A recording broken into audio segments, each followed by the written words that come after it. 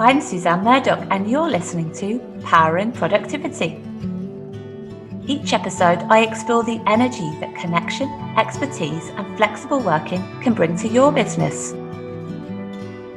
Welcome, I'm your host, Suzanne Murdoch, and today I'm joined by my good friend Alison Matthews of Virtuali, set up back in 2015.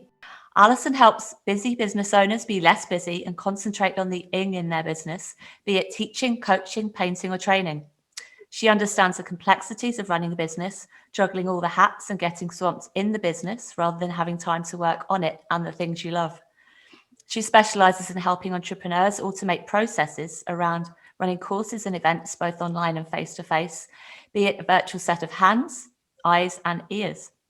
Her passions are wild swimming, community projects, and connecting people. So, Alison, welcome. How are you? Thank you very much. Thank you very much, Suzanne, for inviting me on today. You're welcome. Alison, give us a quick summary of your story and how you got to this point. I really want to talk about your award wins and how you juggle all your community work and your passions and hobbies with your growing business. And actually, and also the secrets behind all this amazing energy and drive that you have. Yeah. If you don't know Alison, everything she does, aside from the super productivity, comes with this amazing energy. Yes, thank you. Well, I started my business. Yeah, it was my 6-year anniversary the other day. So I started my business back in May 2015. And previous to that, actually, I have a degree in modern languages and postgraduate diploma in business administration. So when I graduated, I did loads of jobs in Northern Ireland that used my languages, but also were an administrative type role. And I ended up in Luxembourg for 10 years. And then at one point, back in 2014 now, I just got really homesick. And I thought, it was just such a struggle to ask for time off from work. Work was quite stressful anyway. And I thought, and it took about 7 hours to get from like door to door from Luxembourg to Moira. And I thought, you know what, I still want to do this anymore. And it was just a sort of strange set of coincidences, but I started looking on LinkedIn and I saw a lady advertising a course that was called From PA to VA, so from personal assistant to virtual assistant, which is what I was at the time. And I thought, oh my goodness, this is cool. So I can do all, still very admin supporting, helping people, but I would do it remotely and I would do it for lots of different people. And that idea really, really appealed to me, that I was helping business owners, but it was still a supportive role, and it was helping people be organized because of the things that I have done and the roles that I've had. It's all about being organized and helping other people get organized. So I started up Virtuali Admin Solutions in May 2015.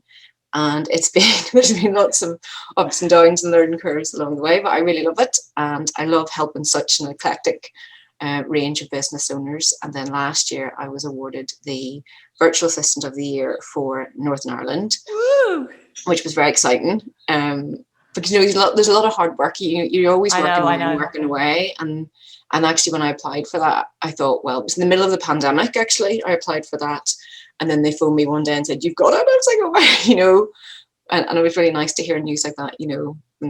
That's amazing news. Mm-hmm. Yeah. Mm-hmm. What was it like when you first set up the business? Was it a fairly new concept in Northern Ireland then? It was, yes, it was quite new. Now, there was a couple of virtual assistants about, and there was a lot, I think Northern Ireland, we're always we can be the last of the wave, can't we? So virtual assistant and sort of providing that kind of service in England had been, going on for maybe 10, 15 years before that. And actually it started out in Australia in the 70s, probably because of the big distance as well, that people couldn't just commute so easily. And so when I started out, there was a bit of a struggle every time I went to a business meeting to explain to people what a virtual assistant was, and also for me to get the pitch right of what I was doing. Like, that took a long time as well. So it was, but I think now there's lots of virtual assistants, and anytime I go to meet people, go, "Oh, you're a virtual assistant." There's none. No, but it's massive, and I think this last year has actually really helped with your side of business. Totally. And I know a lot of virtual assistants now specialise in certain areas of expertise. Mm-hmm. I know actually brings us on to the first question, Alison. Your work really focuses in on helping entrepreneurs automate processes around running courses and events. Mm-hmm. But I know that you focus in a lot around helping on the productivity and the the automations and app side of things. Yeah. So what made you decide to home in on these areas, and tell us a bit about how it's resulted in your award wins? Mm-hmm. I think it was sort of, I don't know if I did it really on purpose, but because I had been involved in lots of committees and kind of voluntary events over the years, like even since I was very young, I used to raise money for Concern and things like that, and doing fundraising things. And I think because of those events, and because, it takes an awful lot of organisation to run any kind of event, be it face-to-face or virtual. And because I was doing that in a voluntary kind of capacity, and then I realised actually there's a lot of skills, you need a lot of skills. You have to have that very helicopter view of what is happening, but then actually bring the organisation into it. And that's really how I got into helping business owners organise events. And I've done, I used to do a lot of, obviously before the pandemic, I was doing a lot of helping people in the background with a lot of face-to-face events. And now, since last March, we've had that massive shift that we've all had online, and helping people set up webinars and do Zoom, bigger Zoom, like virtual conferences and things like that. But I think in the background of all that, when you have a big event like that, you have to be very productive, and you have to use tools that help you streamline it as much as possible. So things, sometimes people will say to me, oh, I've got a paid event, but I don't want to put it onto Eventbrite because it takes so much commission. And I say to them, well, when you think about it, when you put an event onto Eventbrite, first of all, it's out in the public domain. So the searchability is enormous for things like that. They're gathering all the names, they're gathering the email addresses, they're gathering whatever you tell them that you want to gather. You can send out your automated emails through it. Like, that in itself is worth 3, 4, 5 hours of your own time. So you always have to think about the investment in the tools and how much time that's going to save you down the line. Yeah. What I love about what you do is that you take away the pain of what people would otherwise have to do themselves. You're an expert in it, but with it, you bring the knowledge that they might not even know. Mm-hmm. And all the automated tools with it. Yeah, and I think that's the thing, like, you don't know what you don't know. Exactly. And so, there's lots of things that I don't know how to do, and people will tell me, or did you know that you can do such and such? And I was like, no. And that's the thing. And unless you're using it, it's good because I'm helping lots of different types of business owners, and they're using in their business already some tools. Well, then you're always sharing your knowledge. So you're always sort of helping each other grow, really. No, totally. I mean, you have a lot of connections, and you must meet some interesting characters that you work with, both other virtual assistants and client-wise, I guess. In terms of the collaborations and alliances, how important are they in terms of the expertise and the cross-marketing and helping you and the business? I think it's crucial. Like, when I started out in business, there still is a group in the north of England called the Northern VA Collaboration. And I remember going, they actually used to have a face-to-face conference every year. And I went to that because in Northern Ireland, we didn't really have any group events for virtual assistants. And their motto was very much collaboration, not competition, because in the virtual assistant world, as you said, a lot of us end up niching down into certain things. And so we can always be passing work on to different people. And when clients come to you, okay, someone might come to me and say, I've got this virtual event that I want to run. But then there's everything else. There's the social media, there's the marketing, we need some help with the bookkeeping. There's all those things in behind. And the fact that I do collaborate with other virtual assistants, and I go, okay, I can't do that, but here's such and such that it can do that. Like, I think in the end, you're increasing your own, it does you no harm for your own reputation, because you're always seen as helpful. Yeah, no, I completely agree with that. And I think that where co-working in a way sits side by side with what you do in that it's all very much a collaboration. Different businesses work together and they bounce ideas off of each other and they share the expertise. And it's a win-win for everyone, really. Yeah. Both in knowledge and connections and marketing. Totally. Yeah. How do you juggle your community projects and your love of swimming, etc., with the business? The business. How do you find this time? What's your secrets? Yeah. Well, it's funny because since the pandemic, I have not been involved in so many community projects, because a lot of things that I was involved in, it was community gardening. So you're out, you're in the garden, and that kind of stopped. And I think for all of us, it was that sort of thing in the pandemic that, life was totally pared back to just the total essentials. So the total essentials for me became, my one sort of free activity was swimming, wild swimming, and we're going up the mountains when we could for a while last summer as well. But I think that you always have to find that by doing things like that and having that one passion that you really are, that energizes you, that doesn't drain you, that gives you so much more energy to go out through the day. So like I live in Strangford now, and there's groups of swimmers in Calif and Ballyhornan, and the whole way, like since last year, there's people swimming every day, and I saw a massive crowd of people. I don't know who they were last night, but there were about 30 people out swimming together. And even if you have that little break, that everybody says, okay, high tide's at 12:30, let's go. That break of an hour, and it really is an hour by the time you get there and you're home again, that's all it is. You're so energized for the rest of the day. And then you have that, you're still meeting people and you're having those conversations, and, it took away that sort of element of isolation as well during this pandemic. Yeah, I think the whole outdoor swimming thing's massive now. Oh, it's massive. It's really grown in the last year. It's really grown. And funny, one of the swimmers, we were talking one day about, what we were really looking forward to when everything opened up. And she goes, oh my goodness, she said, I just really want to go to Downpatrick swimming pools. I really want to swim inside. And we were like, what rubbish? Why would you want to do? No, I mean, I've been a swimmer all my life and used to teach swimming, but I still haven't. Well, obviously I've been in the sea, and I've been in a few Lidos, which were cold enough, but I haven't braved what you do. Yeah. I'd love to. In my head, I'd really love to be. Yeah. But it is addictive. It's absolutely addictive, because there's no other, I don't know, it just it calms you so much that there's very few activities I think that really can do that you just sort of press a button and you're reset. That's it. Gardening for me. Well, gardening, yes. Or just generally being outdoors. And because you're in the soil and you're getting all those good, yeah. You can't think. I think that's what it is. If you have an activity like that, you're absorbed in the activity, aren't you? Oh, totally. There's nothing else going on. You're just in it. So would it be fair to say that the outdoor environment really sparks your creativity and energy and does it help ground you when you get down to business?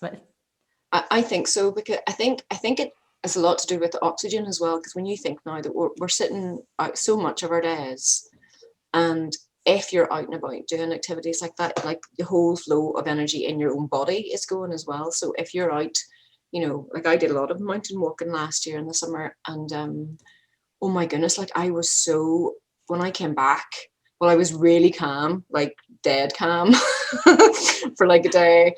And then I had so many ideas, because you have all those, I think you're switching your brain off totally to just rest. And we have very few opportunities in life now that we are just resting, and that we're not in front, and especially in the last year when screen time has gone, through the roof, which obviously is not good for you.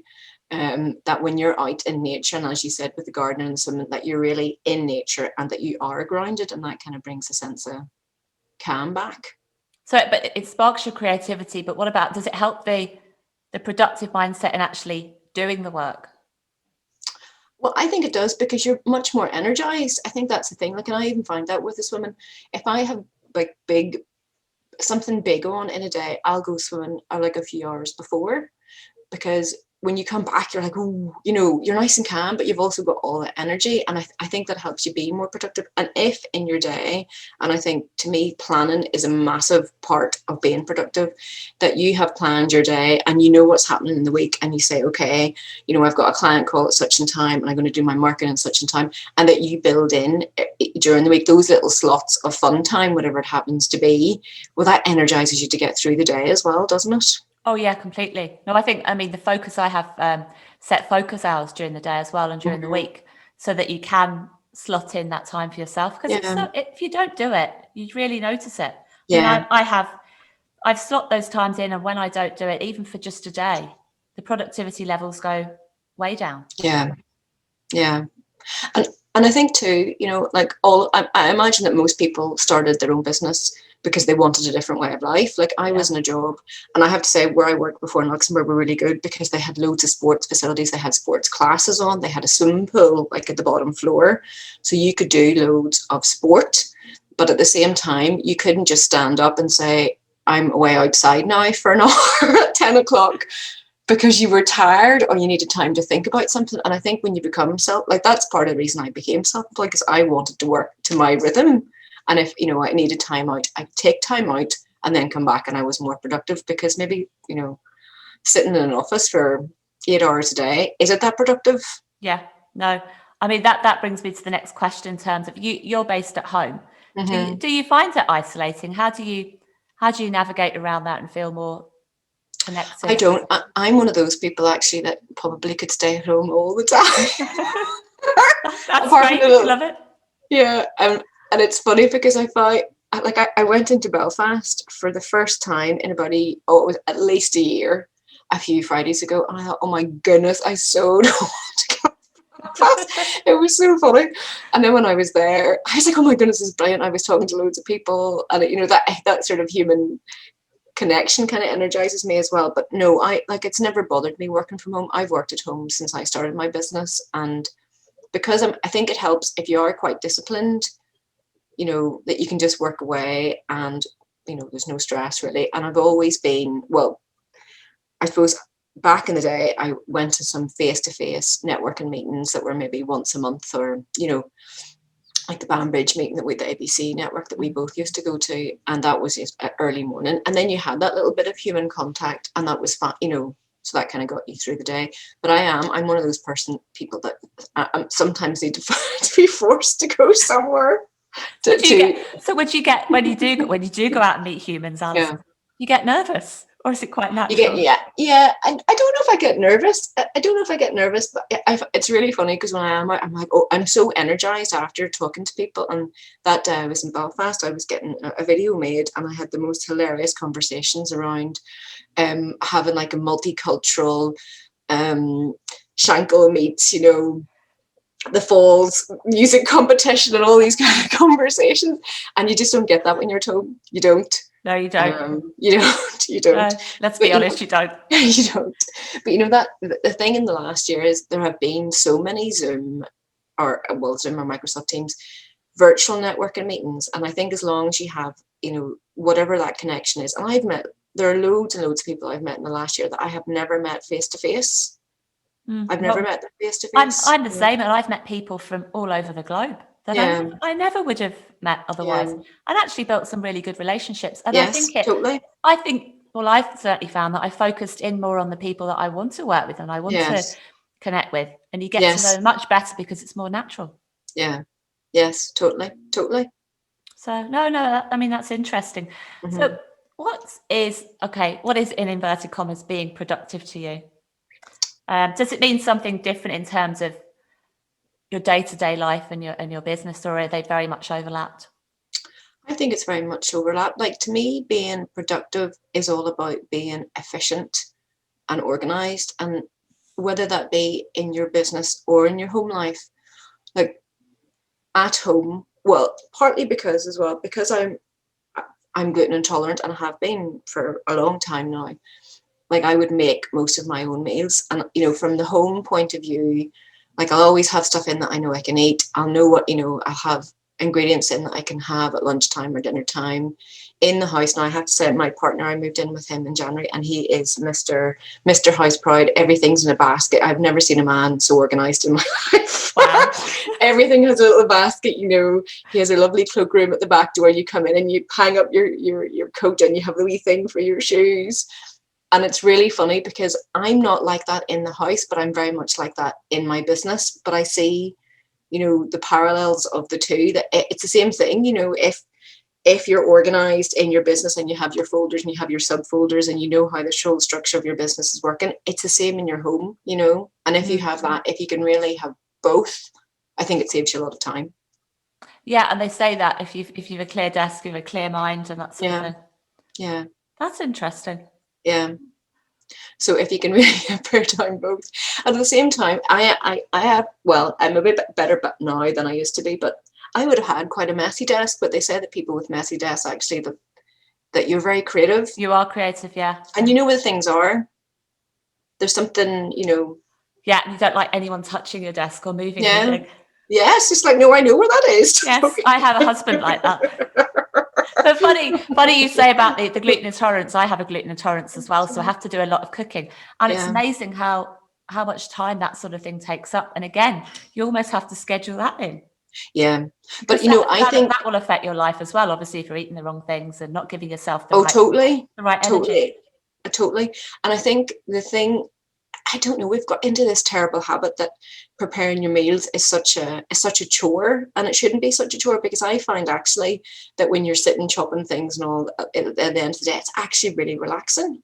And it helps you really like unwind, at lunchtime or at the end of the day, when maybe you're thinking about loads of stuff, and then you're just on chopping, and then you're kind of unwinding without having to reach for half a bottle of wine to help you. Which normally doesn't unwind, it actually just makes you more anxious. And then you don't sleep either. Yeah. Good points. So, Alison, what are your top 3 tips to juggling a productive business and a happy, energized life? I would say, first of all, do a career, or have a business, or be in a job that really energizes you, that doesn't and not drains you, because what is the point? When I left Luxembourg, and I had a really good job, and I had a really good pension, and there was really good benefits and all the rest, and I hardly anybody ever left our workplace. And people kept saying to me, why are you doing that? Why are you doing that? And I said, but this is not my life. It wasn't it was a good job, but I didn't feel I was making any kind of impact, or helping the world in any way, me particularly, in the role that I was in. And I think when you find that sort of niche of what you want to do, it creates lots of energy for you. And then when you talk about it, because you talk about it in a passionate way, other people buy into it as well. Yeah. So I think that's the first thing, to actually be in a job that you love, especially in the last year. Like, I think the last year has taught us, life is there to be lived, not to be dreaded. Completely. But even if you're self-employed and you're doing what you love, it's important to constantly check in. Yes. What you're doing, and is it reflecting your values? Is it? Yeah. Are you being true to yourself? Are you working with the people that you want to work with? Yes. Yeah. Are you going it alone? Is there someone that can help you? Outsourcing. I mean, help the likes of yourself. Are there areas where you could help? Because a business owner can't do everything by themselves. No, they can't. They simply can't, because you've only so many hours in the day, and you can't do everything. That's what it comes down to. Yeah. The other thing I would say is always have to take regular breaks. Like we were talking about the wild sun, I know that you love the gardening as well, that you have regular breaks that energize you. I think that's super important. And that you have, those little mini bits during the week that energize you, but you also plan time off, like proper time off. And if you can, that you take a couple of weeks, regular throughout the year, whatever your schedule happens to be. But I think that's massively important, because I think especially at the start of your business, you can get into that mindset, oh, I can't take time off. The whole world's going to end. But you need that time off to actually just rest and to recuperate a bit, and then you'll have more energy, going back into things. Yeah, it can take a couple of weeks to actually unwind. Yes. Oh, totally. I find normally I would take sort of around the 12th of July off, and it takes me at least 3 or 4 days to stop thinking, oh, have I done that, and have I done this, and what about that? And I go, okay, and we'll just forget about that. We'll just forget about that. And the other really important thing, I think, the other tip is to actually work with your own rhythm. So if you're a morning person, get up early and do the things that you have to do. But if you're a nighttime person, don't be dragging yourself out of bed at 5, 6 o'clock in the morning just because other people tell you, that's the thing to do. And there's so much about our own sort of rhythm and how we work, but also to do with the seasons as well. Like I find in the wintertime, I will try to finish work a bit early in the wintertime, because I am really tired. I find just the darkness really gets to me, and I am tired. And I know now I have so much more energy. But also to think of that from the point of view of planning, if you're maybe a coach and you're planning different programs throughout the year, that you plan those for when you know that you have more energy, or maybe the kids are more at school or don't have their exams and things like that. You're not all stressed at the same time. And I think also as women that it's very important to think about hormonal times of the month as well, and when you're tired, and sometimes you actually just need to take a few, a morning or afternoon off, because physically you're very tired. Well, and mentally you can be very cranky. Yeah, no, that's a really good point you make on the hormonal side. And I think when you know when you're going to have the most energy, Yes, the things that you totally. need to do, those creative projects, the writing, the best times to do them. So Yeah. put them in the diary and Yes. get those done first thing. I know we have the eat the frog. Yes. Get the hardest thing done first. Yes. Procrastinating. I know it's easier said than done, but it does actually work. It does. It does. Yeah, it does. It does. And they're part of the Parkinson's law. Do you know the Parkinson's law? No. Parkinson's law, where basically you set an amount of time for a particular project. Give that project the amount of time. Don't give it, if you want to get it done in 3 hours, don't allot 5 hours or the opposite. Yes. It gets done in the time it's got. Yeah. Get it done. It doesn't have to be perfect. Yeah. Because I had, it was funny, last year I actually had we had virtual co-working hours with some of the virtual assistants that we did that, where we said, okay, we've got an hour, we came on, there was maybe 4 or 5 of us, and we said, okay, I have my newsletter to do, and I, some proposal to write, whatever it was. And we said what we had to do, and then we kept the cameras on or off as we wanted, but the sound was on, and we just worked away for like 40 minutes. And then we said, okay, so everybody get everything done. And people were stuck then, they could ask questions. But it's amazing how efficient you can be when you do that. Because if I had 3 or 4 hours to write my newsletter, I would take 3 or 4 hours. I actually do that. I'd go, okay, 45 minutes, let's go. Or a blog, an entire day for a blog. But a lot of the some of the online courses I've been doing, they have watch parties, maybe an hour each week, and it's actually dedicated time to watch those videos or do the work relating to that course, and it's really helpful. That's really good. You actually do partake then. Yeah. Yes. And I think I don't know. I don't want to say that we're lazy by nature, but sometimes I think you do. You need to have that sort of discipline, don't you, to go, okay, I've got that hour. And the guy was doing an accelerator program at the start of this year, and we had a call on a Monday morning, and we had a workshop on a Wednesday. And I found the time to do those things. Even now, if someone said to me, oh, you've got, with this thing to do, like for an hour and something on Monday and Wednesday, and you'd be like, what? Like, that's an awful lot of time. But when someone actually said, and you've paid, which is the other thing, of course, when you've paid for something, you're like, well, yes, I'm going to do it. So Alison, where can people find out more about what you do? Yes, well, they can find out more on my website, which is www.virtuali.uk. I have a Facebook group as well called Get Organised with Ali, where we have different sort of top theme every month. This month is actually about time and working out how to save time in different parts of your business, which obviously is a sort of ongoing thing. But they can find me there. And I'm on Instagram as well and Facebook as Virtuali Admin Solutions. Fantastic. Alison, thank you so much. It's been a very productive podcast meeting. Podcast chat conversation. No, loved it. Thank you ever so much, and all the best with your future business and more awards. Thank you. Thanks for listening. You can find more information in the show notes or on our website, thehubnuri.com. While you're there, why not join our mailing list so we can keep you in the know about everything we're up to? And don't forget to subscribe to our podcast wherever you listen so you don't miss an episode. Powering Productivity is presented by me, Suzanne Murdoch. It's produced by Emily Crosby Media.